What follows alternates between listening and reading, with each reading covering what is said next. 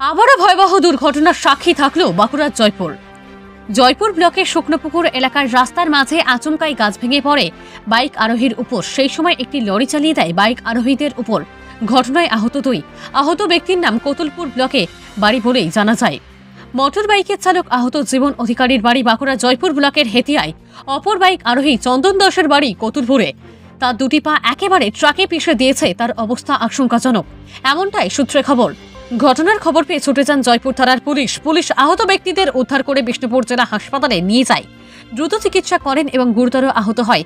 অবস্থার অবনতি দেখে চিকিৎসকেরা বাঁকুড়া সম্মেলনে মেডিকেল কলেজে স্থানান্তরিত করে। সেখানেই চিকিৎসা চলছে বলে সূত্রে খবর। তবে কিভাবে ঘটল দুর্ঘটনা তা কেউ দেখেনি। তবে জয়পুর থানা পুলিশ এই দুর্ঘটনার খবর পেয়ে ঘাতক লরিটিকে আটক করার জন্য জয়পুর ট্রাফিক সিগন্যালের সমস্ত গাড়ি আটক করে দেয় এবং সেখানে ঘাতক লরিটিকে চিহ্নিতকরণের কাজ চালিয়ে যাচ্ছেন জয়পুর থানার পুলিশ। কি বলছেন বাড়ির লোক, কিভাবে হয়েছে দুর্ঘটনা তা দেখাবো আপনাদের।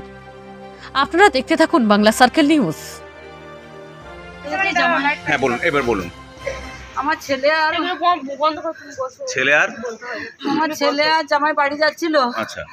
যেতে যেতে একটা লরি গাছের ডালটা ভেঙে দিয়েছে। জামাইয়ের মাথায় লরিতে গাছটা পড়ে গেছে, জামাই পড়ে গেছে, পিছনে লরি পা দুটো উপর দিয়ে চলে গেছে। ছেলেরও লেগেছে কোথায় আমি কিছু দেখিনি, এখন কি হয়েছে জানিনি। আপনার নাম?